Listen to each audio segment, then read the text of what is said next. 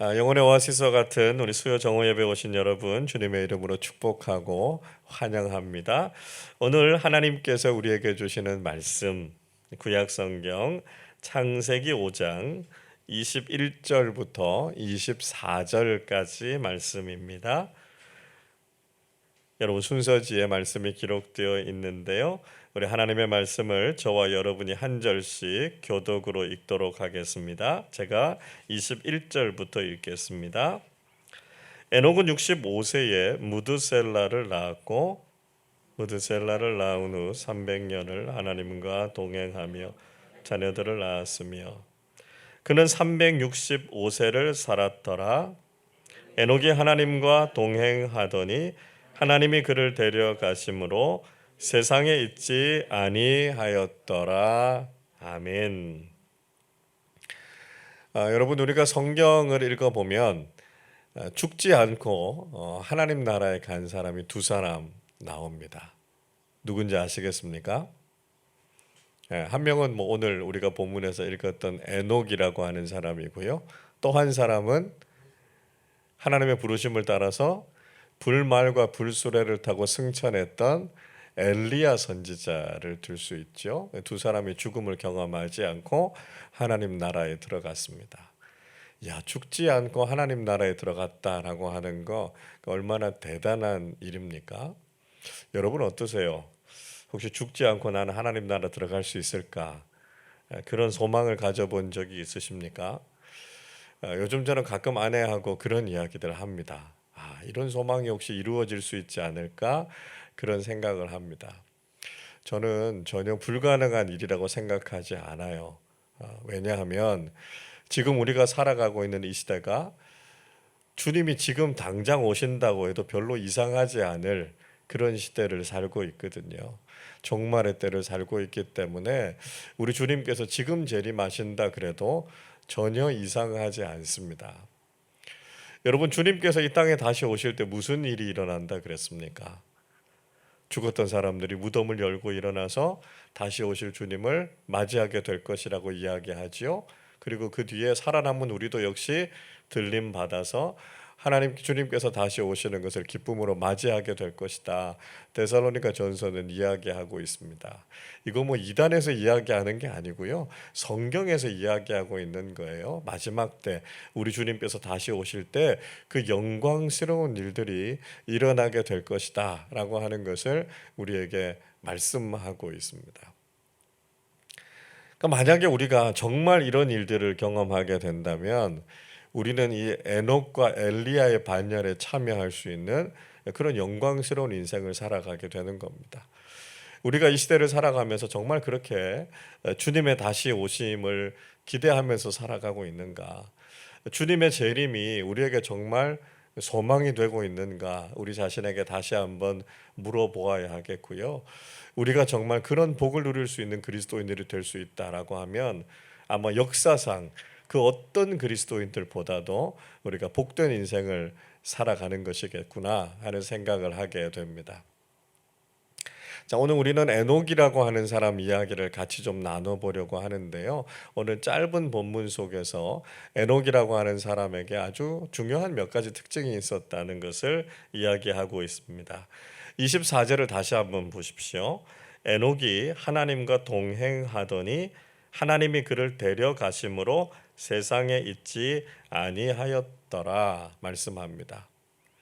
자, 금방 이야기했던 것처럼 에녹이라고 하는 사람 하나님이 데려가신 사람이었어요. 그래서 죽지 않고 하나님 나라에 들어간 사람이었다라고 하는 특징이 있었죠. 그리고 24절 앞부분에 보니까요. 에녹이 하나님과 동행했다. 그런 이야기를 하고 있습니다. 앞부분에도 동행했다. 그런 이야기가 나오죠. 그러니까 에녹에 대해서 우리가 두 가지 특징을 정리해 볼 수 있습니다. 에녹이라는 사람 어떤 사람입니까? 하나님과 동행한 사람이었고요. 또 하나님께서 데려가셔서 죽지 않고 하나님 나라에 들어간 사람이 바로 이 에녹이라고 하는 사람이었습니다. 자, 그런데 에녹이요, 처음부터 원래 이렇게 하나님과 동행한 사람은 아니었다라고 하는 거예요. 에녹이라고 하는 사람이 하나님과 동행하게 됐던 특별한 계기가 있었습니다. 자, 21절과 22절을 보시죠. 에녹은 65세에 무드셀라를 낳았고 무드셀라를 낳은 후 300년을 하나님과 동행하며 자녀들을 낳았으며 그렇게 말씀하고 있습니다. 자, 에녹이 65세가 되던 해에 아들을 낳았는데요. 그 아들의 이름이 무드셀라였습니다. 무드셀라를 낳은 이후에는 그가 하나님과 동행했고요. 사실 무드셀라를 낳기 이전에는 그가 하나님과 동행하는 사람은 아니었다라고 하는 것을 우리가 성경을 통해서 확인할 수 있습니다. 물론 그렇다고 해서 에녹이 무드셀라를 낳기 전에 하나님과 무관한 삶을 살았다 그런 이야기는 아닙니다. 그런데요, 에녹이 무드셀라를 낳고 난 이후에 그가 하나님과 완전히 동행하게 된 계기가 됐다라고 하는 것입니다. 여기서 우리가 질문을 한번 해봐야 되겠죠. 왜 에녹이 무드셀라를 낳고 난 이후에 하나님과 완전히 동행하게 됐을까요? 우리도 이 세상 살아가는 동안 하나님과 동행하는 삶을 살아가기를 원하는데 우리는 어떻게 하면 에녹처럼 하나님과 동행하는 삶을 살 수 있겠습니까? 자, 앞에서 말씀드린 것처럼 에녹이 65세에 무드셀라라고 하는 아들을 낳습니다. 무드셀라는 뭐로 유명하냐면 성경에서 가장 오래 산 사람으로 유명합니다. 969세를 산 가장 장수한 사람이 이 무드셀라라는 사람이었습니다. 근데 이 무드셀라라고 하는 이름은요, 두 단어가 합쳐진 거예요. 하나는 죽음, 심판이라고 하는 뜻을 가지고 있는 무트라고 하는 단어와 또 하나는 보내다라고 하는 뜻을 가지고 있는 셀라라고 하는 말이 합쳐져서 무드셀라라고 하는 이름이 된 겁니다. 그러니까 이 무드셀라라고 하는 이름의 뜻이 뭐냐면 하나님께서 심판을 보내신다는 거예요. 하나님께서 죽음을 보내신다 그런 뜻을 가지고 있습니다. 또 이 무드셀라라고 하는 이름에 이런 뜻이 있었다 그래요. 창 던지는 자 그런 뜻이 있습니다. 창 던지는 자. 고대의 전쟁을 할 때 한번 생각해 보십시오. 전쟁에서요 군인들이 이렇게 전열을 갖추고 제일 앞에 이 창을 가지고 있는 사람이 섭니다. 그리고 전쟁이 시작되면요 그 창을 힘껏 던지는 거예요. 그래서 이제 전쟁이 시작됐다고요. 이제 죽음이 시작됐다라고 하는 것을 알리는 역할을 했던 사람이 바로 무트셀라, 창 던지는 사람이었다라고 하는 것입니다. 이상하죠. 에녹이 아들을 낳았는데 보통 우리가 자녀를 낳으면 뭔가 부모의 기대와 소원을 가지고 자녀의 이름을 지어주지 않습니까? 그런데 하나님이 심판을 보내신다 이런 이름을 자녀들에게 붙이는 거 이게 좀 쉽지 않은 거죠. 에녹이 왜 이런 이름을 지었을까? 가만히 생각해 보면 에녹이 무드셀라를 낳으면서 무엇인가 본 것이 있었습니다. 하나님께서 에녹에게 무엇인가 보여준 것이 있었던 거죠. 그래서 자신의 아들을 낳고 무드셀라 그렇게 이름을 지었고요. 그 이후에 에녹이 하나님과 완전히 동행하는 삶을 살았습니다. 자, 그게 무엇이었을까요? 자, 우리가 이제 산수를 좀 해보셔야 됩니다. 자, 에녹이 무드셀라를 낳을 때 나이가 65세였다. 그렇게 이야기하고 있습니다.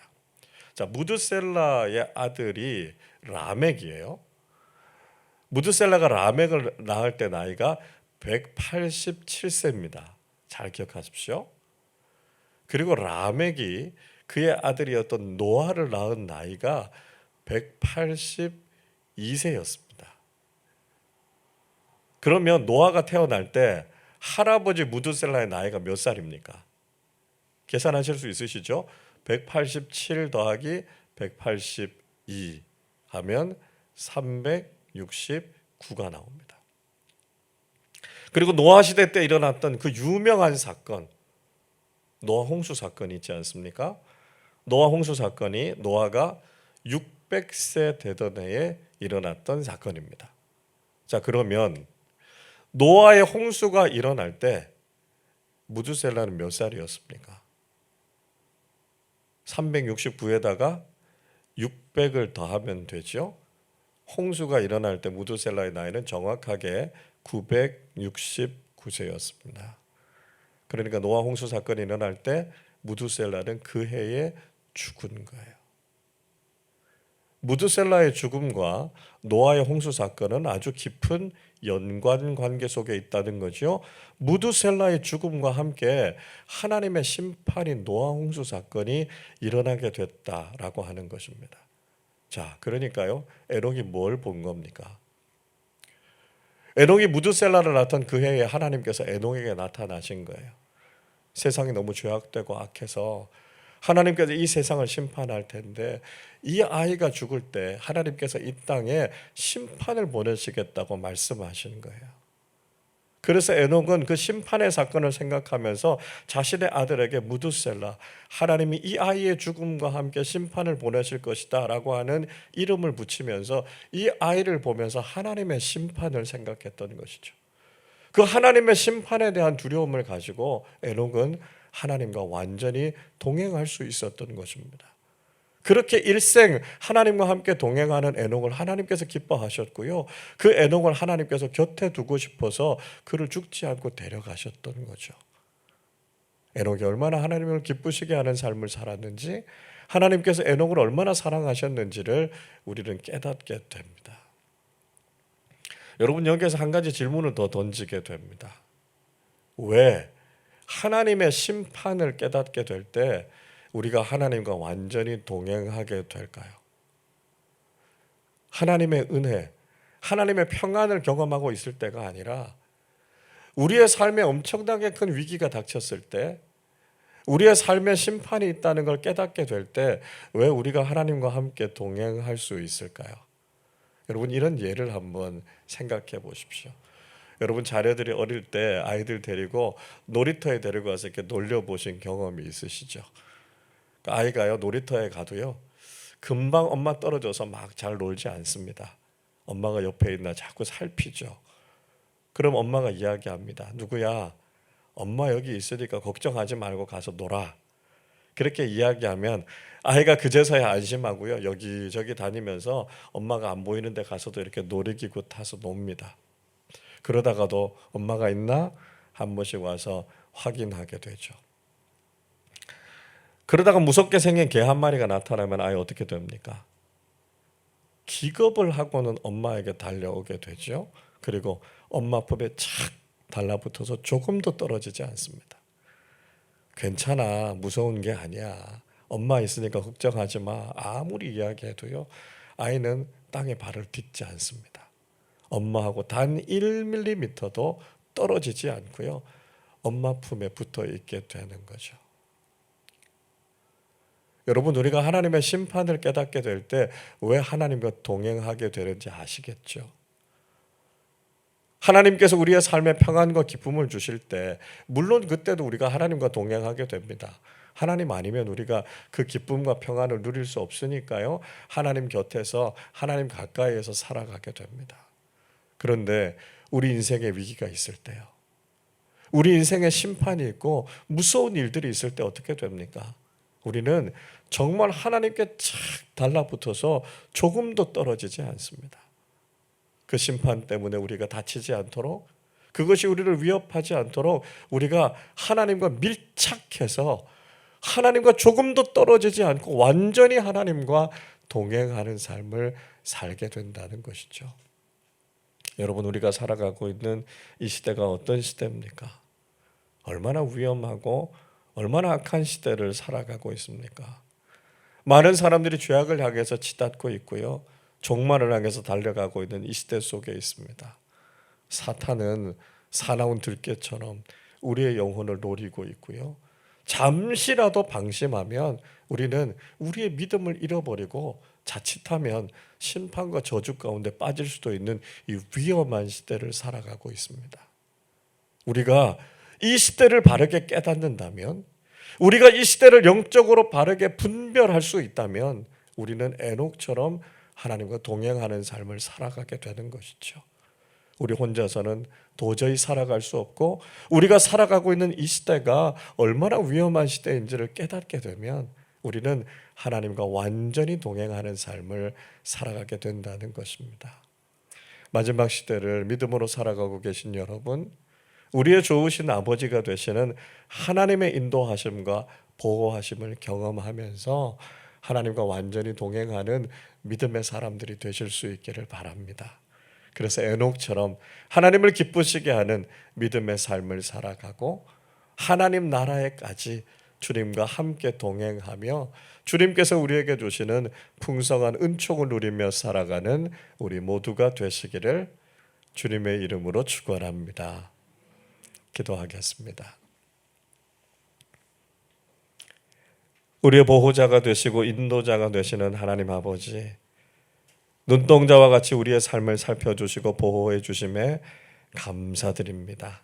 하나님, 참 위험하고 어려운 시대를 살아가고 있고 하나님의 심판이, 주님의 다시 오심이 다가오고 있는 이 시대를 살아갈 때 우리가 영적으로 깨어 있게 하여 주셔서 하나님과 완전히 동행하는 믿음의 사람들 되게 하여 주시옵소서. 세상에서 방황하지 않게 하여 주시고 에녹처럼 하나님만 바라보며 하나님과 동행하며 하나님과 밀착한 경건한 삶을 살아서 하나님께서 우리에게 주시는 좋은 것들을 누리고 하나님께서 주시는 평안과 은총과 위로를 경험하며 살아가는 우리 모두 되게 하여 주옵소서. 악한 이 세상에 소망 두지 않게 하여 주시고 믿음으로 하나님 나라를 바라보며 주님과 늘 함께 동행하는 삶 살게 하여 주시고 말씀이 일깨워 주시는 대로 하나님의 말씀이 우리를 인도해 주시는 대로 순종하며 걸어가는 믿음의 사람들 되게 하여 주시옵소서. 그래서 이 세상 살아갈 때도 주님과 늘 함께 동행함으로 우리에게 주시는 평안함을 누리게 하여 주시고 우리 중에 단 한 사람도 믿음의 길을 이탈하여 하나님 나라에 들어가지 못하는 사람들이 없도록 하나님께서 우리의 삶을 선하고 아름답게 인도하여 주옵소서.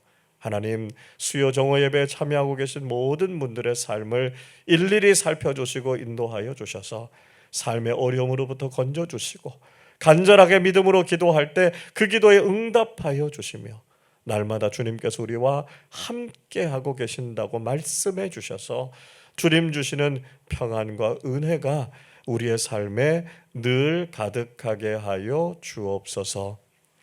구주 예수 그리스도의 구속의 은혜와 참 좋으신 아버지 하나님의 그 크신 사랑하심과 성령 하나님의 교통하심이 이 시대의 악함을 분별하고 세상에 소망을 두지 않고 우리의 참된 아버지가 되시는 하나님과 완전히 동행하는 경건한 믿음의 삶을 살아 이 악한 시대 속에서도 하나님께서 주시는 평안과 기쁨, 하나님의 은총과 사랑을 날마다 경험하며 살아가기를 간절히 소원하는 수요 정오 예배에 참여하신 모든 믿음의 사람들 위해 우리의 가정과 일터와 우리의 모든 삶의 자리들 위해 이제로부터 영원토록 함께 하옵시기를 간절히 축원하옵나이다. 아멘.